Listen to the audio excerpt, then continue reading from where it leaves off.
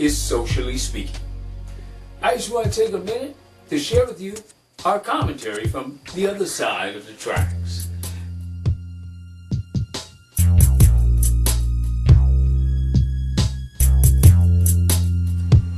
This commentary from the other side of the tracks comes to you just off the cuff. I'm absolutely enraged as the Super Bowl is about to kick off.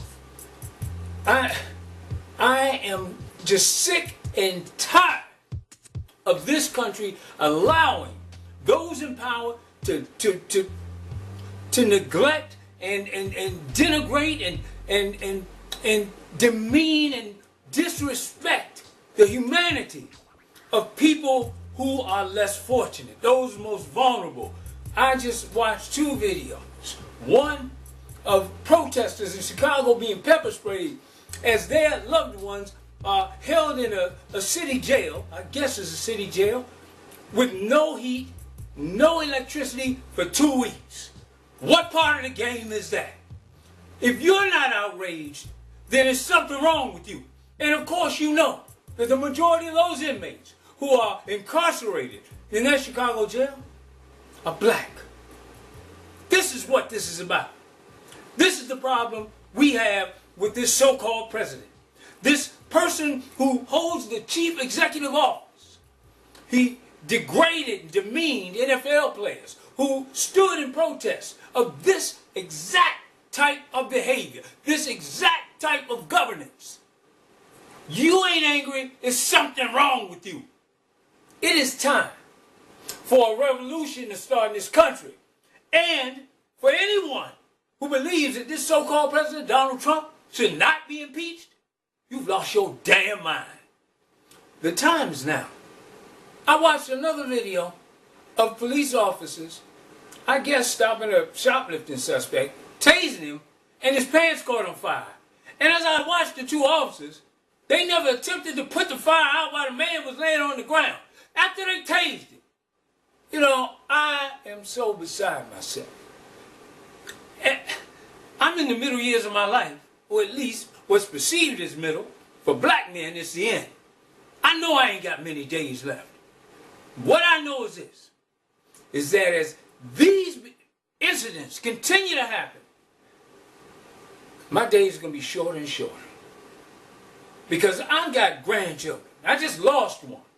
Just commemorated the 1 year loss of my 17-year-old niece. The drugs that white men bring into this country, that they make in this country, like fentanyl, and all the opioids who are destroying white people,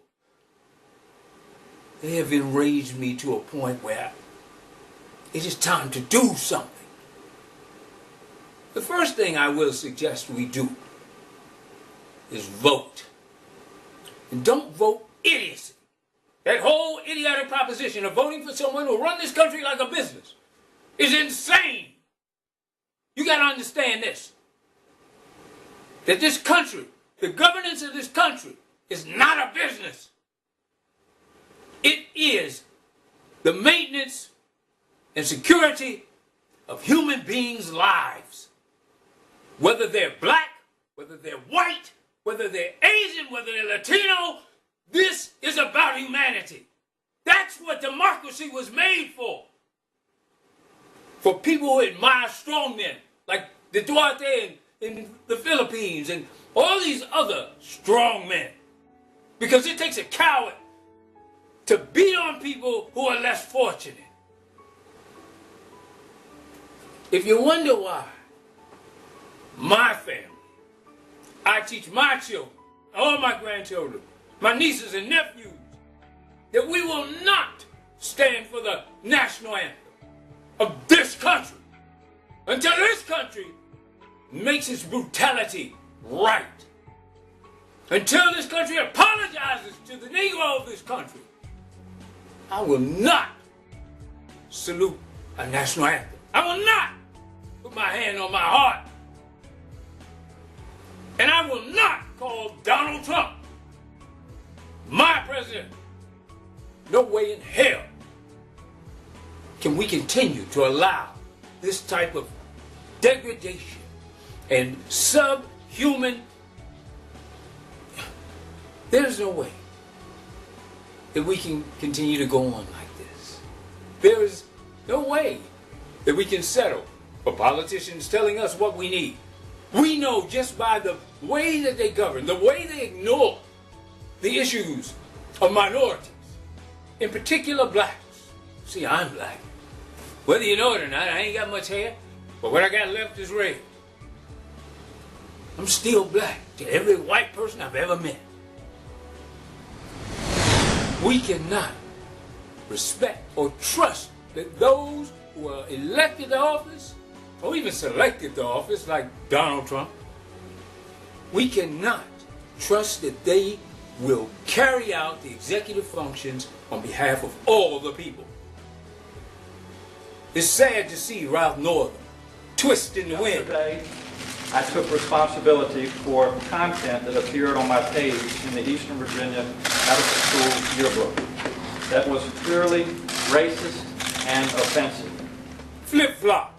And all those contradictory principles that even conservatives have castigated people for. Virginia's Governor Ralph Northam lied in your face, pissed on your head, told you it was raining. When my staff showed me the photo in question yesterday, I was seeing it for the first time. I did not purchase the EVMS yearbook, and I was unaware of what was on my page. Yes, very Trumpian of him. No more of this type of behavior. I'm sick. I'm tired. I'm through. What about you? The other side. And that was a Socially Speaking commentary by Perry Red from The Other Side of the Track. The other side.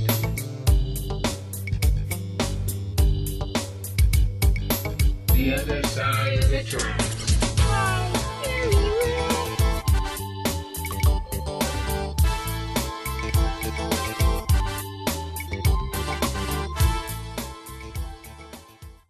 Red Media.